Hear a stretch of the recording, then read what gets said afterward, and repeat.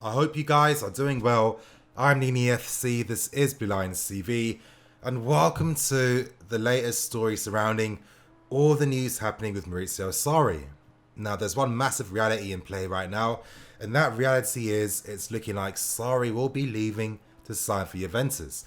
Now, I have been asked about Sarri's future over the past few months, and one thing I've consistently said is that Sarri's future is going to be in his own hands. I knew that there were a lot of things that he wasn't particularly happy about, and ultimately it was going to be up to him whether he decided to stay and obviously work within those measures or move on to new and better things. Now, one quick warning, if you want to get the full context in regards to the story, I suggest that you watch my previous video talking about the latest on Maurizio Sarri. And getting into one more thing, today's video is brought to you by the One Football app. If you guys want to help me out, or if you want to download the best football companion app on the market, make sure you download the One Football app. It will be in the link in the description below. But continuing on with the story, starting with the news and the reports coming out from Italy over the past few months, they've been very confident for a reason. Now for me, I didn't share that same confidence. Naturally, I'm not going to hear all the same things they're hearing. But I always spoke about the human factors and measures in place.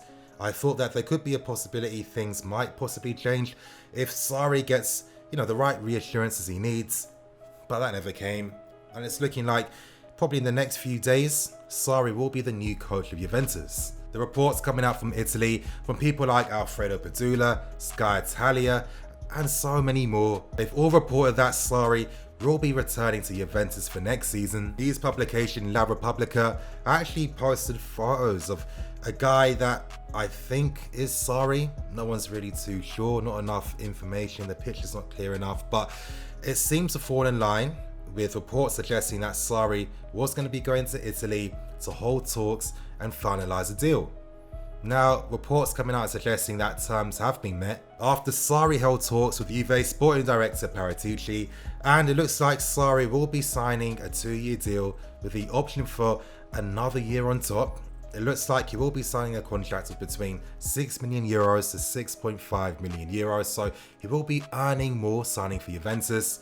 And of course, on top of that, there are bonuses and clauses for, particular things he does during the season. Now, the news coming out from Italy is that when it comes to the possible compensation fee for Sarri, as I was talking about, the board have been quite open in the fact that if Juventus want him, just cough up the money. But it seems like Juventus are trying to do their own little scheme of themselves, and I don't know what it is about Sarri and, the clubs that want him having to fully scheme to get him. However, reports are suggesting that Juventus might actually waive the rest of the money that we need to pay for Gonzalo Higuain, and if they do that, they would hope that we would just let Sarri leave for nothing. There's also been another option included in negotiations, and that's the fact that when Sarri signs for Juventus, he won't be signing any Chelsea players to bring with him. So the two players recently that have been really linked with Juventus have been Jorginho and Emerson. But anyone thinking that anything might happen, I think that, credit for being so optimistic, and who knows,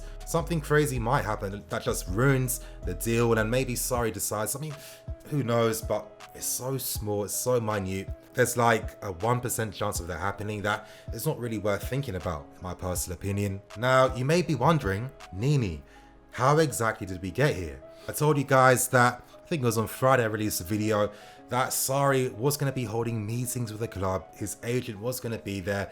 Now at the time, Alfredo Padula suggested that they'd only be talking about, negotiation terms with Juventus, but obviously it was going to be deeper than that. They were going to discuss way more things, and really the main take from the meeting was going to be whether the club are fully going to support Sarri, whether the club are going to give him the assurances he needs, fully support him in a footballing sense as well as two other key factors.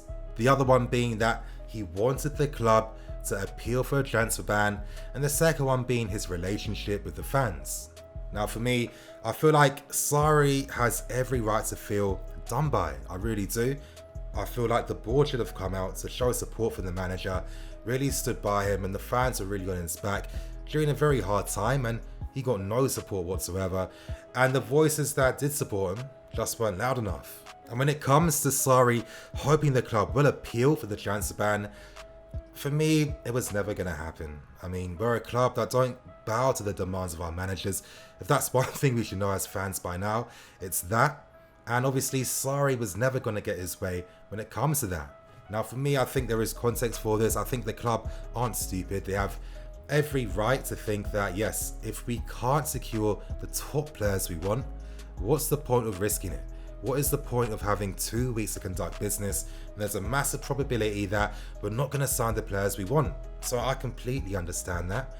However though, and you guys that have watched Alex Goldberg's latest podcast episode featuring me, I will be plugging that. So if you guys want to see that, there's actually a snippet of us talking. It's on Alex's channel. It's in the card above. And if you want to hear the full discussion, support Alex Goldberg and become part of his Patreon. But in it, I spoke about a little theory that I had surrounding why Sarri was so adamant that he wants us to appeal the transfer ban.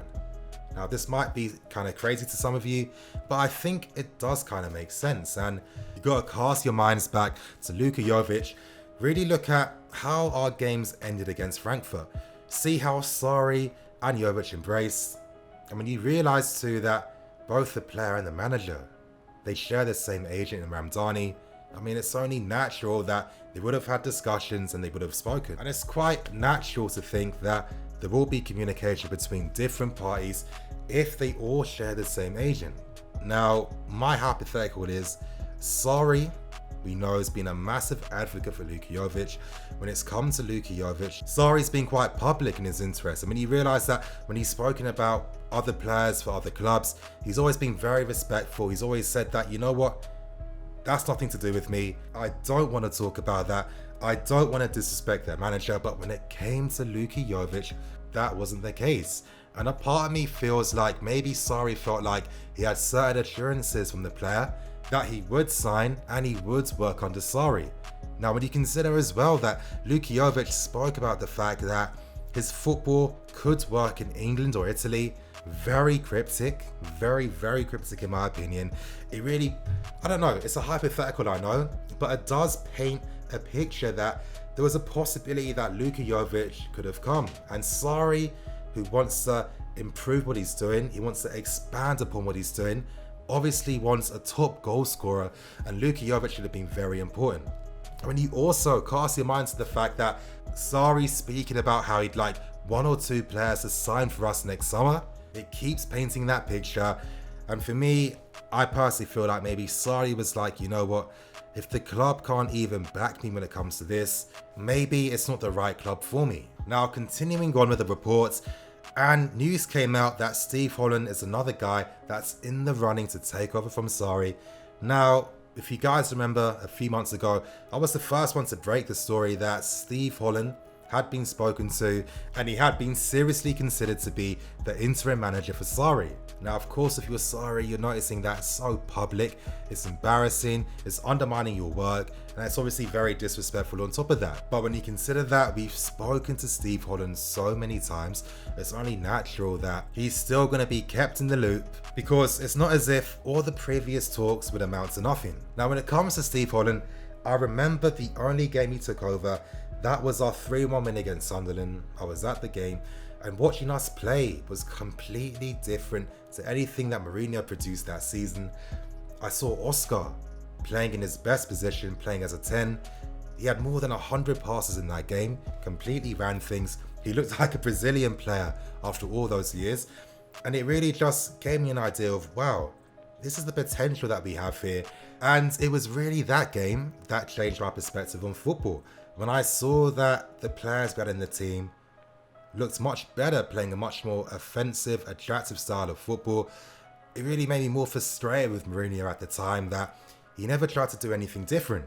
Do I think that Steve Holland will take over from Sarri? No, I don't see that happening.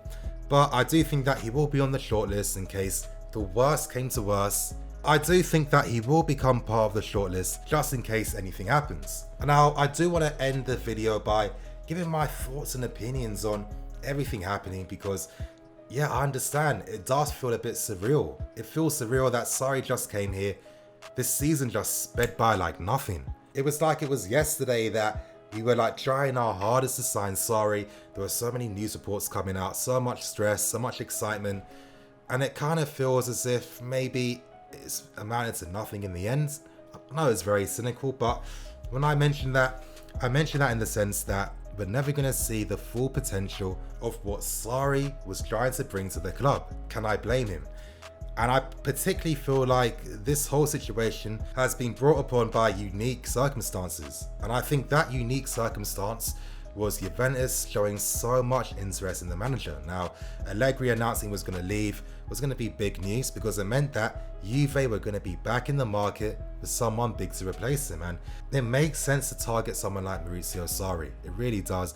And if you're Sarri, when you realize that, you know what, you're not 1000% happy at the club right now. Yeah, you like the players.